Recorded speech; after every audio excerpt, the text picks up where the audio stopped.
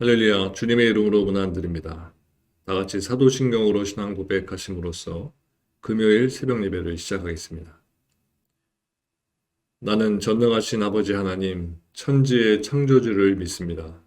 나는 그의 유일하신 아들, 우리 주 예수 그리스도를 믿습니다. 그는 성령으로 잉태되어 동정녀 마리아에게서 나시고 본디오 빌라도에게 고난을 받아 십자가에 못 박혀 죽으시고 장사된 지 사흘 만에 죽은 자 가운데서 다시 살아나셨으며 하늘에 오르시어 전능하신 아버지 하나님 우편에 앉아 계시다가 거기로부터 살아있는 자와 죽은 자를 심판하러 오십니다. 나는 성령을 믿으며 거룩한 공교회와 성도의 교제와 죄를 용서받는 것과 몸의 부활과 영생을 믿습니다. 아멘. 하나님 감사합니다. 날마다 말씀 속에서 기도 속에서 우리 아들 함께 해주시고 우리의 살아계신 하나님을 늘 느끼며 바라보며 의지하며 살게 해주시는 하나님 감사합니다. 오늘도 하루를 살아갈 때 우리의 힘과 능력과 지혜로 생각으로 판단으로 살게 하지 않게 해주고 오직 하나님께 의지하여서 하나님의 뜻에 따라 순종하며 사는 우리들 되게 원합니다. 매 순간 하나님을 찾게 해주시고 매 순간 하나님의 선택을 취하게 해주셔서 실수하지 않고 재범하지 않고 하나님 원하시는 의의 길로 나아가는 우리들 될 수 있도록 인도하여 주옵소서. 그러한 삶을 소망하는 마음으로 이 예배의 자리에 참석하였으며 또 하나님의 말씀을 듣기를 사모합니다. 우리에게 말씀해 주시고 그 말씀에 순종하는 마음으로 하루를 살도록 도와주시옵소서. 감사를 드리며 예수님의 이름으로 기도합니다. 아멘.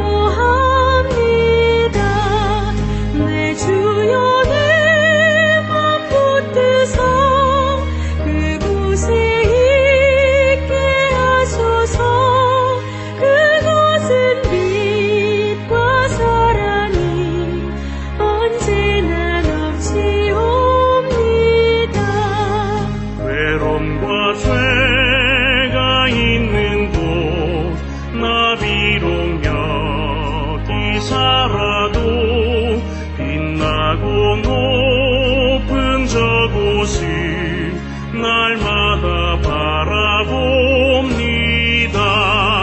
내 주여 내 맘 붙드사 그곳에 있게 하소서. 그곳은 빛과 사랑이 언제나 넘치옵니다. 의심의 안개 걷히고 근심의 구름 없는 곳 기쁘고 참된 평화가 거기만 있사옵니다. 내 주여 내 맘 붙드사 그곳에 있게 하소서. 그곳은 빛과 사랑이 언제나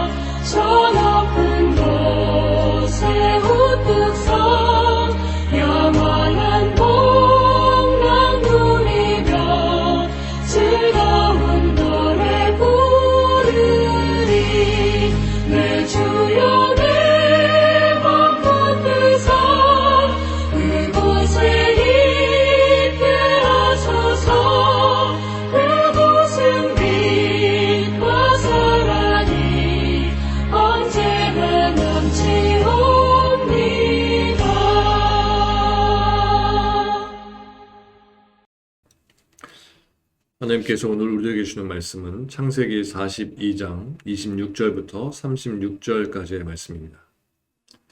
창세기 42장 26절부터 38절까지의 말씀을 봉독해 드리겠습니다. 그들이 곡식을 나귀에 싣고 그곳을 떠났더니 한 사람이 여관에서 나귀에게 먹이를 주려고 자루를 풀고 본즉 그 돈이 자루 아귀에 있는지라. 그가 그 형제에게 말하되 내 돈을 도로 넣었도다. 보라 자루 속에 있도다. 이에 그들이 혼이 나서 떨며 서로 돌아보며 말하되 하나님이 어찌하여 이런 일을 우리에게 행하셨는가 하고 그들이 가나안 땅에 돌아와 그들의 아버지 야곱에게 이르러 그들이 당한 일을 자세히 알려 아뢰되 그 땅의 주인인 그 사람이 엄하게 우리에게 말씀하고 우리를 그 땅에 대한 정탐꾼으로 여기기로 우리가 그에게 이르되 우리는 확실한 자들이요 정탐꾼이 아니니이다. 우리는 한 아버지의 아들 12 형제로서 하나는 없어지고 막내는 오늘 우리 아버지와 함께 가나안 땅에 있나이다 하였더니 그 땅의 주인인 그 사람이 우리에게 이르되 내가 이같이 하여 너희가 확실한 자들임을 알리니 너희 형제 중에 하나를 내게 두고 양식을 가지고 가서 너희 집안의 굶주림을 구하고 너희 막내 아우를 내게로 데려오라. 그러면 너희가 정탐꾼이 아니요 확실한 자들임을 내가 알고 너희 형제를 너희에게 돌리리니 너희가 이 나라에서 무역하리라 하더이다 하고 각기 자루를 쏟고 본즉 각 사람의 돈뭉치가 그 자루 속에 있는지라. 그들과 그들의 아버지가 돈뭉치를 보고 다 두려워하더니 그들의 아버지 야곱이 그들에게 이르되 너희가 나에게 내 자식들을 잃게 하도다. 요셉도 없어졌고 시므온도 없어졌거늘 베냐민을 또 빼앗아 가고자 하니 이는 다 나를 해롭게 함이로다. 르벤이 그의 아버지에게 말하여 이르되 내가 그를 아버지께로 데리고 오지 아니하거든 내 두 아들을 죽이소서. 그를 내 손에 맡기소서. 내가 그를 아버지께로 데리고 돌아오리이다. 야곱이 이르되 내 아들은 너희와 함께 내려가지 못하리니 그의 형은 죽고 그만 남았습니다. 만일 너희가 가는 길에서 재난이 그에게 미치면 너희가 내 흰 머리를 슬퍼하며 수월로 내려가게 함이 되리라. 아멘. 성경은 세상의 문화와 가치관에 의해 구축되어 있는 우리의 보편적인 상식으로는 이해할 수가 없습니다. 오늘 본문의 내용도 그 중에 하나입니다. 형들에 의해 버림받고 애굽의 종으로 팔린 요셉이 기근으로 인해 곡식을 구하려고 애굽에 온 형들을 만나게 됩니다. 하지만 요셉은 형들에게 복수할 마음이 전혀 없습니다. 요셉의 인품이 좋아서가 아니라 자신이 버림받고 애굽의 종으로 팔리고 총리의 자리에 오르게 된 일의 배후에 하나님의 계심을 알았기 때문입니다. 요셉은 형들이 애굽으로 오게 되고 자신을 만나게 된 일 또한 하나님이 작정하신 일임을 알았습니다. 때문에 비록 요셉이 형들에게 복수할 마음이 없다 해도 자신의 정체를 드러내고 환대할 수 없었던 것입니다. 요셉이 형들에게 정탐꾼이라는 혐의를 씌워서 옥에 가두었습니다. 그리고 사흘 후에 시므온만 옥에 남기고 모두 돌려보내면서 베냐민을 데려와야 살려주겠다고 했습니다. 그로 인해서 요셉의 형들은 자신들이 요셉의 일로 범죄하였음을 생각하게 되었습니다. 애굽을 향해 갈 때에는 기근에서 살아남기 위한 생존 문제가 전부였는데 요셉을 만나면서 자기들의 범죄를 생각하게 되었고 그로 인해서 괴로움이 생기게 되면서 요셉의 핏값을 치르게 되었다는 생각을 하게 되었던 것입니다. 다시 말해서 생존만을 생각하고 생존을 위해 사는 야곱과 그의 아들들을 하나님은 생명의 구원을 위한 방향으로 이끌어 가시는 것입니다. 그렇기 때문에 성경에서 증거되는 하나님의 일하심은 생존을 위해 살아가는 인간에게는 이해될 수 없는 것이 당연한 것입니다. 만약 요셉이 형들을 정탐꾼이라는 혐의로 가두지 않고 곡식을 줘서 돌려보냈다면 생존을 위해 애굽에 온 야곱의 아들들은 생존의 문제를 해결하고 돌아간 것이 전부가 됩니다. 그렇다면 하나님의 일하심 또한 생존 문제를 해결해 주신 것에 초점을 두고 이해하게 될 겁니다. 때문에 자신을 먼저 애굽으로 보낸 분이 하나님이심을 아는 요셉은 곡식만 주고 돌려보낼 수 없었던 것입니다. 이것이 우리의 삶과도 무관하지 않음을 생각한다면 하나님은 우리가 관심을 두고 있는 생존 문제를 도우시기 위해 일하시는 분이 아님을 알 수 있는 것입니다. 하나님은 언제나 생존에 매달려 사는 우리의 삶에 간섭하시면서 생명의 구원으로 이끌어 가시는 것입니다. 따라서 성도는 주어진 어떤 형편 속에서도 아니요 라고 말할 수 없는 것입니다. 고린도후서 1장 20절 말씀에 보면 이렇게 말씀합니다. 하나님의 약속은 얼마든지 그리스도 안에서 예가 되니 그런즉 그로 말미암아 우리가 아멘하여 하나님께 영광을 돌리게 되느니라.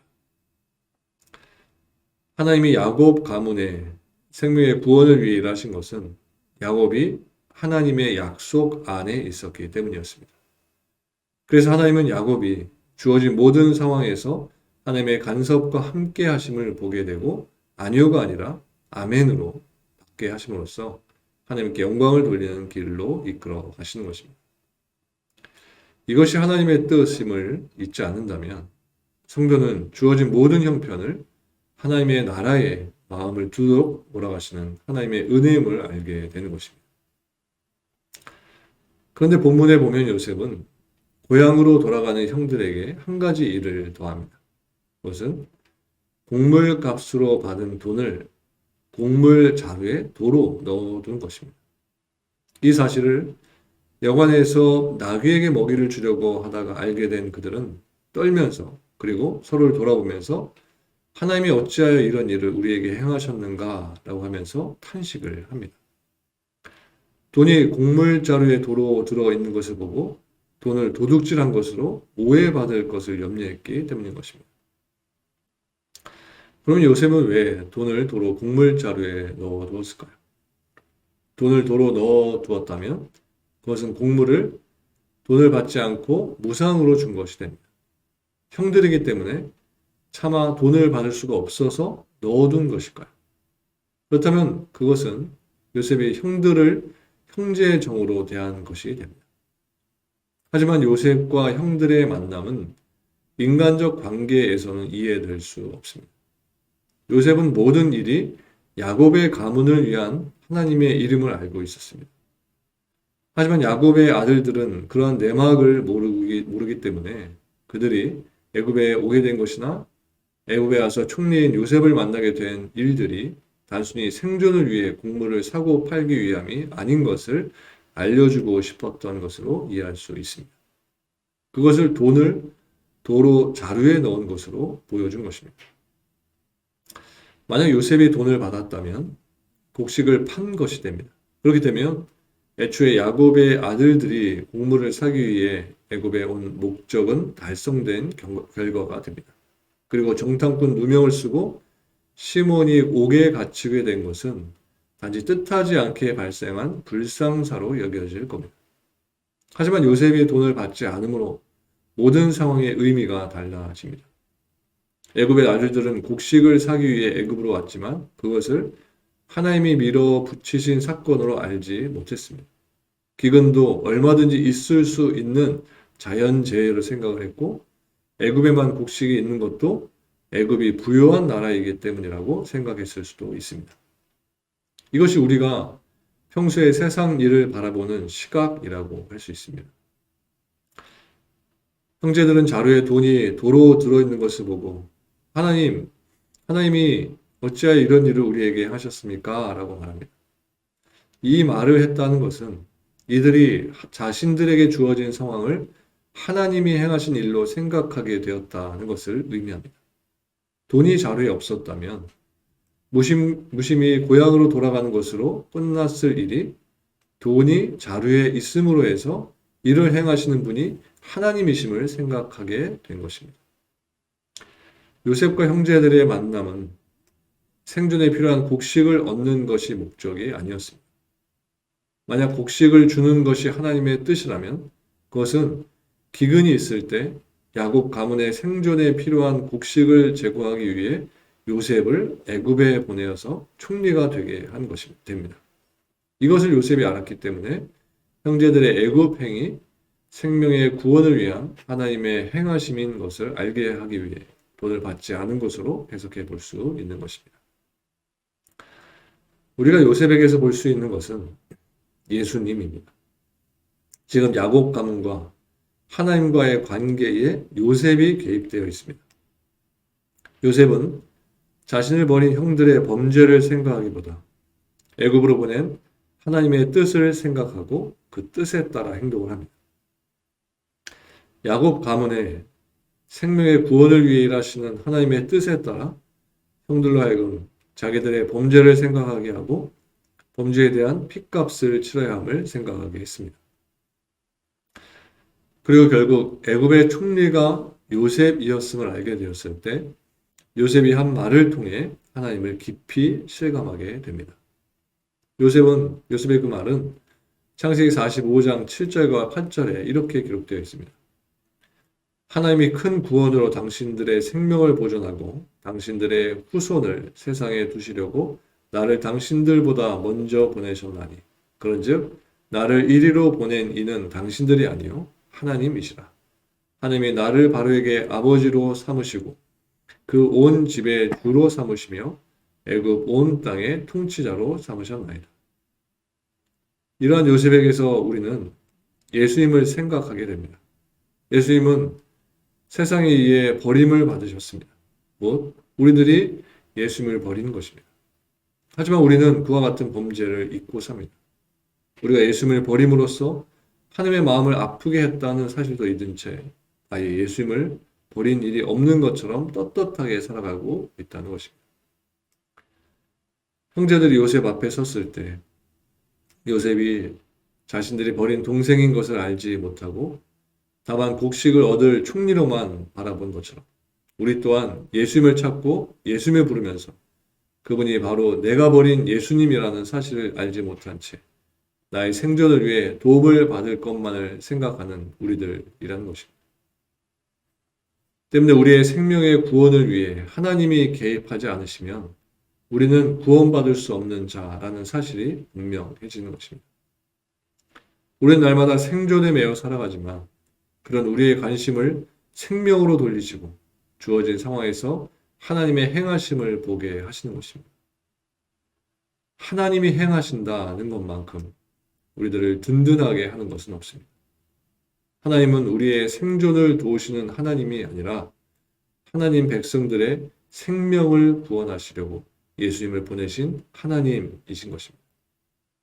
그 하나님을 바라보시면서 오늘도 우리와 함께 하신 하나님과 동행하시면서 사시는 저 여러분들 모두가 되시기를 주님의 이름으로 축원합니다. 기도하겠습니다.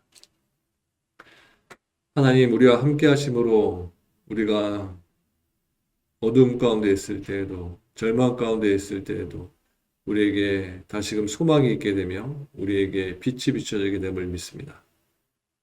혹 우리 성도들 가운데 육신의 질병으로 또 마음의 상처로 관계의 문제로 가정 속의 문제로 자녀들의 문제로 고민하며 고통 가운데 있는 성도들이 있다면 다시금 우리를 회복시켜 주시고 은혜의 길로 소망의 길로 인도하실 하나님을 의지하는 우리 모두 될 수 있도록 도와주시옵소서.